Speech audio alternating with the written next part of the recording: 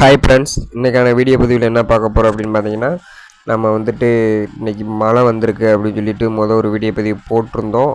அன்னைக்கு எடுத்த வீடியோ தான் இது. அதுக்கப்புறம் 2 நாள் தொடர்ந்து மழை தான்.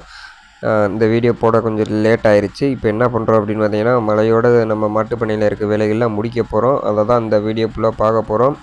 அதுக்கு முன்னாடி நம்ம சேனலை சப்ஸ்கிரைப் பண்ணி கூடவே அது பெல் பட்டனை கிளிக் பண்ணி ஆல்னு வரைக்கானி ப்ரெஸ் பண்ணிக்கோங்க. இப்போ என்ன போடுறோம் இந்த வீடியோ பதிவில் அப்படின்னு பார்த்தீங்கன்னா, மாட்டு பண்ண ஆரம்பிக்கிறதுக்கு முன்னாடி மழை காலமும் சரி சாதாரண நாட்களும் சரி நம்மளோட வேலை தொடர்ந்து இருந்துக்கிட்டு தான் இருக்கணும். நிறையா சொல்லுவாங்க, மாட்டு பண்ணை வச்சுருக்கவங்க வந்துட்டு எங்கேயும் போக முடியாது, எந்த ஒரு காலத்துலையும் வேலையை நிப்பாட்ட முடியாது அப்படின்னு சொல்லிட்டு, நமக்கு என்ன நடந்தாலும் சரி, குடும்பத்தில் என்ன நடந்தாலும் சரி, மாடுகளுக்கான வேலையை நம்ம தினந்தோறும் அதை செஞ்சுக்கிட்டே தான் வரணும். இப்போ வந்துட்டு நேராக பண்ணக்குள்ள வந்தோடனே நம்ம எப்பயும் போல் சாணியை ஒதுக்குறதுக்கான வேலையை நம்ம ஆரம்பிச்சிட்டோம். இந்த வேலையை முடித்தாதான் அடுத்தடுத்த வேலைகள் செய்கிறதுக்கு கரெக்டாக இருக்கும். மாடுகளை முதல் கிளியர் பண்ணி சுத்தமான இடத்துல நிப்பாட்டிட்டோம் அப்படின்னிங்கன்னா அடுத்தடுத்த வேலையை நம்ம தொடர்ந்து செய்கிறதுக்கு நேரம் நம்ம கிடச்சிக்கிட்டே இருக்கும். வேலையெல்லாம் முடிச்சுட்டா கடைசியில் பார்த்தா இந்த நம்ம பண்ணை காவலாளர் ஜாக்கி கூட மழைக்கு பயந்து ஒரு ஓரமாக ஒதுங்கிட்டாப்புல.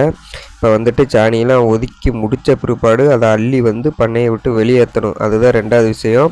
இப்போ பார்த்திங்கன்னா மழை தொடர்ந்து பேஞ்சிக்கிட்டே இருக்கிறதுனால நம்ம ஒவ்வொரு வேலையும் பார்த்து கவனமாக செய்ய வேண்டியதாக இருக்குது. வலிக்கு கீழே விழுந்துருவோம், எல்லாமே இருக்குது. இந்த வட்டைகளை சாணி அள்ளிட்டு போகிறதுக்காக நம்ம வச்சுருந்தோம். இந்த சாணத்தை ஃபுல்லாக அள்ளி நம்ம காட்டுக்குள்ளேயும் இல்லை அதுக்கான ஒதுக்கப்பட்ட அந்த குப்பையில் நம்ம போட்டோம்னா நம்மளுக்கு இந்த சாணியோட அள்ளுற வேலை முடிஞ்சிடும். அதை முடித்தாதான் நம்ம பண்ணையில் அடுத்த வேலையை செய்ய முடியும். இல்லாட்டி கசகசன்னு ஒரு மாதிரி இருக்கிறதுனால நம்ம அந்த வேலையை தான் முடிக்க வேண்டியது இருக்குது. எல்லாத்தையுமே நம்ம படிப்படியாக எடுத்துகிட்டு போகணும். இதுக்கு முன்னாடி ஒரு வட்டை கொண்டு போய் போட்டாச்சு. அதுக்கப்புறம் இப்போ 2வது வட்டைக்கு நம்ம அள்ளிக்கிட்டு இருக்கோம். நம்மளே தூக்க வேண்டிய சூழ்நிலை இருக்கிறதுனால கொஞ்சம் குறைச்சி தான் அள்ள வேண்டியது இருக்குது. ஒரு பண்ணைன்னு வந்துட்டிங்கன்னா ஒரு 2 பேர் ஒரு குடும்ப வேலை பார்த்தா தான் அது கரெக்டாக இருக்கும். இங்கே நம்ம ஒரே ஆள் தான் இந்த 4 மாடு மெயின்டைன் பண்ணிக்கிட்டு இருக்கோம். அதனால தான் கொஞ்சம் ரொம்ப கஷ்டம். இப்போ கடைசியாக சாணியில் அள்ளி முடித்த பிற்பாடு நம்ம தண்ணி எடுத்துகிட்டு வரணும் மாட்டுக்கு. தண்ணி அந்த கிணத்து மடு தெரியுது பார்த்திங்களா, அங்கேருந்து தான் தண்ணி கொண்டு வர வேண்டியது இருக்குது. இங்கனக்குள்ள தான் பேரல் வச்சுருந்தோம், இந்த இடத்துல தான் இருந்துச்சு. இப்போ அங்கே கொண்டு போயாச்சு. அப்படின்னு பார்த்திங்கன்னா நமக்கு ஒரு வீடியோ பதிவில் போட்ட மாதிரி தண்ணி பற்றாக்குறை இருக்குனால அங்கேருந்து இங்கே தண்ணி ஒரு சின்ன ஓஸு மட்டும் டியூப்பு போட்டிருந்தோம். அது வழி தண்ணி ப்ரெஷர் அங்கே நமக்கு கிடைக்கல. அதனால் கொண்டு போய் கிணத்தடியிலே வச்சாச்சு. பெரிய அந்த ஓஸு கிணத்துலேருந்து வரக்கூடிய ஓஸுலேருந்தேவும் நம்ம தண்ணி பிடிச்சிக்கிற மாதிரி ஆயிடுச்சு. இந்த மலையிலையும் ஜாக்கி போய் எங்கே இருந்தாலும் நம்ம கூடயே சுற்ற வேண்டியதாக இருக்குது. இப்போ இந்த கிணத்து மட்டில் அந்த சின்ன பேரல் வச்சுருக்கோம் பார்த்திங்களா, இதுதான் 4 மாட்டுக்கு இந்த ஒரு பேரல் தான் நம்ம வச்சுருக்கோம். இன்னொரு பேரல் ரெடி பண்ணியாச்சு. அதை வேகமாக கொண்டு நம்ம தோட்டத்தில் வைக்கணும். நம்ம பேசுகிறது கொஞ்சம் வித்தியாசமாக இருந்தாலும் நம்ம ஏரியாவில் வட்டார மொழியில தான் நம்ம பேச வேண்டியதாக இருக்குது. இப்போ இந்த தண்ணி தான் நம்ம எடுத்துக்கிட்டு போய் மாடுகளுக்கு நம்ம கொடுக்கணும். இப்போ ஒரு குடமாக கொண்டு இங்கே நம்ம நெப்பணும். தவிடு அள்ளி போட்டாச்சு. நம்ம தவிடு மட்டும்தான் கொடுத்துக்கிட்டு இருக்கோம். மற்ற பெல்லட்டு இதெல்லாம் இப்போதைக்கு நிப்பாட்டியாச்சு. ஏன் அப்படின்னு பார்த்தீங்கன்னா மாடுகள் எல்லாமே சினை மாடுகள் ஆயிடுச்சு. மாடுகளுக்கான வெயிட்டை ஏற்றக்கூடிய தீவனமாக தான் நம்ம கொடுத்துக்கிட்டு இருக்கோம். இந்த தவிடுகள் பற்றினா அடுத்த பதிவில் நம்ம போடலாம். எல்லா மாடுமே வத்துப்பாலாக இருக்கிறதுனால, அதாவது வத்தக்கறவைன்னு சொல்லுவாங்க, அந்த மாதிரி இருக்கிறதுனால நம்ம தவிடு மட்டும் கொடுக்குறோம். நிறபால் அப்படின்னு பார்த்திங்கன்னா இதுக்கு பெல்லட்டு, அதுக்கப்புறம் கடல புண்ணாக்கு இந்த மாதிரி நம்ம கொடுத்து அப்போ நமக்கு தேவை பால். அதுக்கப்புறம் இப்போ பார்த்திங்கன்னா மாடோட ஆரோக்கியம் தான் தேவைன்றதுனால பால் பெருசாக நம்ம எதிர்பார்க்க தேவையில்லை. அதுக்கேற்ற மாதிரி தவிடுகளை நம்ம மாற்றி கொடுக்குறோம். எல்லா டைமும் ஒரே தவிடு நம்ம கொடுக்கறது கிடையாது. நிறபாலுக்கு ஒரு தவிடும் மற்ற நேரங்களுக்கு ஒரு தவிடு கொடுக்குறோம். அதோடு நம்ம குட்டிகளுக்கும் அதே தவிடை போட்டு தான் நம்ம தண்ணி வச்சுக்கிட்டு இருக்கோம். இதில் கோதுமை தவிடு மிக்சிங் இருக்கிறதுனால குட்டிகள்லாம் எல்லாம் விரும்பி சாப்பிடும். இந்த தவிடு தான் நம்ம குட்டிகளுக்கு எப்போயுமே கொடுக்குறது. இதையுமே கொடுத்து முடிச்சிட்டோம்னா இது நல்லா கறி வைக்கக்கூடிய தவிடு நம்ம ரெடி பண்ணி வச்சுருக்கிறதுனால தான் குட்டிகள் நல்லா சாப்பிட்டு நல்லா ஒரு மாதிரியாக கறி வைக்கும். இந்த தவிடு நம்மளாக தான் கலக்கி கொடுத்துக்கிட்டு இருக்கோம். இப்போ கம்பெனி தீவனம் வாங்கி போடுறோம், அது கூட இது மிக்சிங் பண்ணுறோம். கோதுமை தவிடு மற்ற எல்லாமே நம்ம கலந்து கொடுத்துக்கிட்டு இருக்கோம். அதை அடுத்த வீடியோ பதிவில் பார்க்கலாம். இப்போ எங்கே போகணும் இந்த நேம் பார்த்தீங்கன்னா ஃபஸ்ட்டு சாணி வாரிட்டோம். அதுக்கப்புறம் தண்ணியெலாம் மாட்டுக்கு வச்சாச்சு. அடுத்து என்ன தேவை அப்படின்னு பார்த்தீங்கன்னா இறைய இருக்க போகணும். இறைய அறுத்து மாடுகளுக்கு கொடுக்கணும். இந்த மழையும் இன்னும் நிற்கிற மாதிரி தெரியல. வாய்க்கால் வரப்பு அம்புட்டு தண்ணியாக தான் இருக்குது. இந்த இதை தான் நம்ம அறுக்க போகிறோம். இதுக்கு மேலே நீங்கள் முத்தை விட்டு மாடுகளுக்கு போட வேண்டியது வேண்டாம். ஏன் அப்படின்னு பார்த்தீங்கன்னா மாடுகளுக்கு ஜீரண கோளாறு ஏற்படுறதுக்கு கொஞ்சம் வாய்ப்பு இருக்குன்னு சொல்லி கால்நடை மருத்துவம்லாம் தெரியப்படுத்துனாங்க. இப்போ இறைய நம்ம அறுத்துக்கிட்டு இருக்கோம். அறுத்து முடிச்சுட்டு மாடுகளுக்கு அள்ளி கொண்டு போய் நம்ம கடையில் சேர்க்க வேண்டியதான். ஒவ்வொரு 4 மாட்டுக்கும் தேவையான அளவுக்கு நம்ம அறுக்கிறது நார்மல் நாளில் அறுத்தோம்னா ஒரு குறைஞ்சது ஒரு 20 நிமிஷத்தில் அறுத்து முடிச்சிடலாம். 20 நிமிஷமே அதிகம் தான். ஒரு 10லேருந்து 15 நிமிஷம் நம்ம நல்லா அறுத்துடலாம். இப்போ மழை நாள் அப்படின்னு பார்த்தீங்கன்னா கொஞ்சம் பொறுமையாக அறுக்க வேண்டியது இருக்குது. வீடியோ நான் கொஞ்சம் ஓட்டி விட்ருக்கேன், உங்களுக்கு ஸ்பீடாக தெரியறதுக்கு வாய்ப்பு இருக்குது.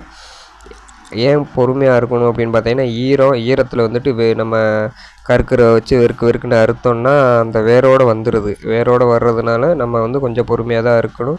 அது போக ஈரத்துக்குள்ளே ஒரு மாதிரி நசன்னு இருக்கும், உள்ளே என்ன இருக்குது அப்படின்றது நமக்கு தெரியாது. அம்பிட்டு புல் எல்லாமே இருக்கிறதுனால நம்ம ரொம்ப கவனமாக இருக்க வேண்டியது இருக்குது. நம்மகிட்ட மிஷின் இருக்குது, மிஷின் இருந்தாலும் மழை நாட்களில் ஓட்ட முடியாது. மிஷினில் தண்ணி போயிடுச்சுன்னா ஸ்டார்டிங் ப்ராப்ளம் வந்துடும். அதனால் என்ன பண்ணுறோம் அப்படின்னு பார்த்தீங்கன்னா நம்ம கையிலேயே அறுத்துக்கிறது. மாடுகளுக்கு கையில் அறுத்து போட்டாலும் அந்த டைம் தான் ஆகுது, மிஷினில் அறுத்தாலும் அந்த டைம் தான் ஆகுது. என்ன நம்மளோட வேலை குறையுது, உடம்பு உழைப்பு குறையிறதுனால தான் நம்ம மிஷினை தேடி போக வேண்டியது இருக்குது. மிஷினில் ஏன் அந்த டைம் ஆகுதுன்னு பார்த்தீங்கன்னா ஒரு மாதிரி அங்கிட்டு ஒன்று இங்கிட்டு ஒன்று வெட்டி போட்டுறது. அதை எடுத்து நம்ம அடுக்கி சீர்படுத்துறதுக்கே அந்த நேரம் ஆயிடுது. 20 நிமிஷம் நமக்கு கிட்டத்தட்ட ஒரு 15லேருந்து 20 நிமிஷம் வந்து 4 மாட்டுக்கு நமக்கு தேவைப்படுது. ஒவ்வொருத்தவங்க அறுவையை பொறுத்து அங்கே இருக்கிற அந்த தட்டைகள் வந்து நல்ல நீர் பதமாக இருந்தால் அறுக்கிறதுக்கு கொஞ்சம் எளிதாக இருக்கும். இப்போ பார்த்திங்கன்னா குட்டிகளுக்கு நம்ம வந்து அகத்திக்குள்ளே உடைச்சி ரெடி பண்ணி எடுத்தாச்சு. குட்டிகளுக்கு இந்த அகத்திக்குள்ளே வந்து ஈரத்தில் கொடுக்குறது நல்லதான்னு கேட்டிங்கன்னா என்னை கேட்டால் கெட்டது தான். ஆனால் நமக்கு வேறு வழி இல்லை, இதை தான் கொடுத்தாகணும். குட்டிகளும் பெருசாக ஒன்றும் பாதிப்பு வராது. கொஞ்சம் சாணி இலக்கமாக போடலாம், இல்லை அகத்திக்குள்ளே தின்னதும் தண்ணி வைக்கக்கூடாதுன்னுவாங்க. அந்த மாதிரியே தான் கம்ப்ளைண்ட் வர்றதுக்கு வாய்ப்பு இருக்குது. நம்ம குட்டி பழகுனதுனால நம்ம அந்த மாதிரி வச்சு பழக்கிட்டோம். இப்போ பார்த்தீங்கன்னா மழையும் கொஞ்சம் லைட்டாக விட்டுருச்சு, சாரல் தான் இருக்குது. இப்போ நம்ம பால் கறக்கிறதுக்கு ரெடி பண்ணியாச்சு. மாட்டோட மடியெல்லாம் கழுவிட்டோம். நல்லா சுத்தமாக மாடுகளுக்கு மடி கழுவ வேண்டியது அவசியம். மாட்டு மடியை கழுவிட்டு எண்ணெய் தடவி விளக்கெண்ணெய் வந்துட்டு நம்ம வாங்கி வச்சுருக்கோம். இந்த சில ஏரியாவில் ஆமணக்கு எண்ணெய்னு கூட சொல்லுவாங்க, இது விளக்கு எண்ணெய்ன்னு சொல்லுவாங்க. இந்த எண்ணெயை வச்சு தான் நம்ம பால் கறக்கிறதுக்கு கையில் கறக்கிற நம்ம மட்டும் இல்லை எல்லா பேருமே இதை தான் பயன்படுத்துகிறாங்க. மிஷின் கறவை அப்படின்னு போயிட்டிங்கன்னா அந்த எண்ணெய் தேவைப்படாது. நல்லா மடியை கழுவிட்டு நம்ம மிஷினை அப்படியே மாட்டிக்கலாம். கை கறவைக்கு வந்து இது கண்டிப்பான முறையில் தேவை. அப்போ தான் நம்ம பாலை இழுத்து கொண்டு வந்து பிச்சுறதுக்கும் கரெக்டாக கறக்கிறதுக்கும் கரெக்டான ஒரு வழிமுறையாக இருக்கும். அதுக்கப்புறம் பார்த்திங்கன்னா மாடுகளுக்கும் எந்த ஒரு உராய்வு ஏற்படாது, கொஞ்சம் நல்லா இருக்கும். ஹீட்டு இந்த மாதிரி இருக்காது. நம்ம எண்ணெய் கம்மியாக போட்டோம் அப்படின்னா மாடு ஹீட்டில் வந்துட்டு மாடு நிற்காது, கறக்கவே விடாது. அங்கிட்டு தவும் இங்கிட்டு தவும். அது இந்த மாடெல்லாம் பார்த்திங்கன்னா ரொம்ப நம்மளை கறக்கிறதுக்குள்ளே பாலெல்லாம் கொட்டிடும். இன்றைக்கி தான் கொஞ்சம் ஓரமாக நிற்கிது. கறக்கிறது மட்டும் இந்த மாதிரி நல்லா ஒட்டை கறந்துருங்க. மடி நல்லா சுண்டை கறந்தால் தான் மாடுக்கு வந்து மடி நோய் வர்றதான பிரச்சனை இருக்காது. அடுத்தடுத்த மாடு வந்து நம்ம கறந்துக்கிட்டு இருக்கோம், அதை வீடியோவில் காமிக்க முடியல. ஏன் அப்படின்னு பார்த்தீங்கன்னா கொஞ்சம் இருட்டிருச்சு. நீங்கள் வந்து அடுத்தடுத்த வீடியோலாம் எடுக்கிற காலையில் நம்மளே வேலையும் பார்த்துட்டு நம்மளே வீடியோவும் எடுக்க வேண்டிய சூழ்நிலை இருந்ததுனால அடுத்தடுத்த மாடுகளுக்கு வந்து நான் வீடியோவில் காமிக்கலை. இப்போ பார்த்தீங்கன்னா எல்லா மாடும் நம்ம கறந்து முடிச்சிட்டோம். பால் இவ்வளோ தான். மாட்டுக்கு சும்மா இப்போதைக்கு ஒரு 1.5லேருந்து 2 லிட்டரு தான் மாட்டுக்கு இருக்குது. ஏன்னா அந்த நடுவில் இருக்கிற மாடு நம்ம பால் நிப்பாட்டிட்டோம், அதுக்கடுத்து இருக்க மாடு பால் நிப்பாட்ட வேண்டிய ஸ்டேஜ். இந்த மாடுகள் வந்துட்டு பால் கம்மியாக கறக்கிறதுக்கு காரணம் என்ன அப்படின்னு பார்த்தீங்கன்னா இறப்பற்றாக்குறையினால தான் நம்ம பாலுக்கு ரொம்ப கம்மியாக கறக்குது. இந்த மாதிரி கறந்தோம் அப்படின்னிங்கன்னா பண்ணையை வந்து கண்டிப்பாக அவ்வளோ நல்லபடியாக கொண்டு போகிறது ரொம்ப கஷ்டம். தீவன மேலாண்மை தான் நமக்கு தேவை.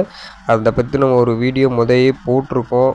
தீவனத்தை வளர்த்துக்கிட்டு மாட்டு பண்ணைக்குள்ளே வாங்க. இப்போல்லாம் நமக்கு ரொம்ப கஷ்டம். கையிலேருந்து தான் வைக்கோல்லாம் வாங்கி போட்டுக்கிட்டு இருக்கோம், வேறு வழி இல்லை. இப்போயே நம்ம வைக்கோல் வாங்கி போட வேண்டிய சூழ்நிலை. மழை வந்துருச்சு, அது ஒன்றும் பிரச்சனை இல்லை, நீ வளர்ந்துடும். அதுக்கேற்ற மாதிரி நம்ம யூரியா எல்லாமே போட்டு நல்லபடியாக நம்ம வெளியேற்றி கொண்டு வந்துடலான்னு ஒரு நம்பிக்கையில் இருக்கோம். இப்போ மாடுகளுக்கு எல்லா வேலையும் முடிச்சாச்சு. பாலும் கறந்தாச்சு. தீவனத்தை அள்ளிட்டு வந்து காடியில் நெப்பியாச்சு. தீவனம் அள்ளிட்டு வந்து காடியில் நெப்புறதை வந்து என்னால் வீடியோ எடுக்க முடியல, மழை வேறு ஓயாமல் பேஞ்சிக்கிட்டு இருந்துச்சு. இவ்வளோ கஷ்டப்பட்டு நம்ம அறுத்துட்டு வந்த தீவனத்தை கூட அள்ளி வெளியே போடுறாங்க. ஒரு மாதிரியாக இருட்டிருச்சு. கொட்டத்தை விட்டு வெளியே வந்தோம் அப்படின்னு பார்த்தீங்கன்னா கொஞ்சம் இதாக தெரியுது. இப்போ அங்கே நம்ம கொட்டத்துலேருந்து ரொம்ப தூரம் நடந்து வரோம். நீங்கள் அந்த கடைசியில் தெரியுது பாருங்கள் 2 மரம், அங்கேருந்து இங்கே நடந்துட்டு வரணும். இதிலேருந்து ரோட்டுக்கு போகிறது கொஞ்சம் தூரம் ஆகும். பைக்கை வந்து அவசரப்பட்டு உள்ளே கொண்டு வந்துட்டோம். இது வெளியே கொண்டு போகிறதுக்குள்ளே போதும் ஆயிரும். இந்த ஒத்தடி பாதையில் தான் நம்ம போக வேண்டியது இருக்குது. ஏன் அப்படின்னு பார்த்தீங்கன்னா அங்கிட்டு ஓடையில் ஃபுல்லாமே தண்ணி நம்பிருச்சுன்னா அந்த ஒத்தடி பாதையில் தான் நாங்கள் போய் வருவோம். வரப்பு பாதை தான் இது. அப்படின்னா வலிக்கிட்டு கொண்டு போய் பக்கத்து காட்டில் இறக்கிறோம். இந்த நீங்கள் உங்கள் இப்போ வீடியோவில் தெரியும், அந்த இதில் நம்ம போக வேண்டியது இருக்குது. இதுலேயும் பைக்கை உட்காந்து ஓட்டிகிட்டு போக முடியாது. ஃபஸ்ட் கியர் போட்டுட்டு நான் மெல்ல நகட்டி தான் கொண்டு போவேன். இப்போ நம்ம பண்ணைக்கு வந்து பால் ஊற்றியாச்சு. இன்றைக்கான உழைப்பு இவ்வளோ தான், நீங்கள் பார்த்துக்கோங்க. மழை இன்னும் விடலை. நம்ம இன்னைக்கு கொஞ்சம் நேரம் அங்கே இருந்துட்டு வீட்டுக்கு போயிடலாம். வீடியோ பிடிச்சி லைக் பண்ணி ஷேர் பண்ணி கமெண்ட் பண்ணுங்கள்.